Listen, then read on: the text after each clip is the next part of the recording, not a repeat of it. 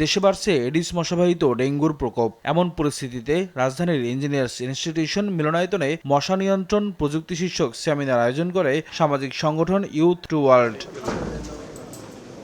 সেমিনারে ভার্চুয়ালি অংশ নেন স্থানীয় সরকারমন্ত্রী মির্জা ফখরুল ইসলাম আলমগীর। বলেন, ডেঙ্গু ও চিকুনগুনিয়া রোধে মশার লার্ভা নিধন করাই এখন প্রধান কাজ। এক্ষেত্রে নতুন উদ্ভাবিত প্রযুক্তি পরীক্ষা ও কাজে লাগানোর পরামর্শ দেন তিনি। এই সময়টা ডেঙ্গুর জন্য চিকুনগুনিয়ার জন্য অত্যন্ত ভয়াবহ এবং ইতিমধ্যে আমরা আমাদের মন্ত্রণালয়ের পক্ষ থেকে এবং সরকারের পক্ষ থেকে জাতীয় কমিটির সভা করে আমরা টাস্ক ফোর্স করে দিয়েছি, যাতে করে আপনার যে সমস্ত স্থানে এই মশাটা জন্ম নেয় সে সমস্ত স্থানগুলো আপনার পরিষ্কার করে রাখা যায়। লার্ভা নিধন করাই হচ্ছে আমাদের প্রধান কাজ।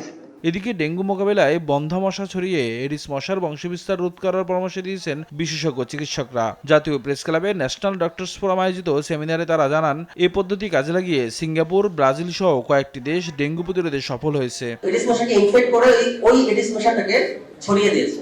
ছড়িয়ে দিলে যেটা হয় যে এডিস মশা বংশবৃদ্ধি করতে পারে না, এবং এডিস মশা বংশবৃদ্ধি করতে পারে না পাশাপাশি ডেঙ্গুও সে ছড়াতে পারে না।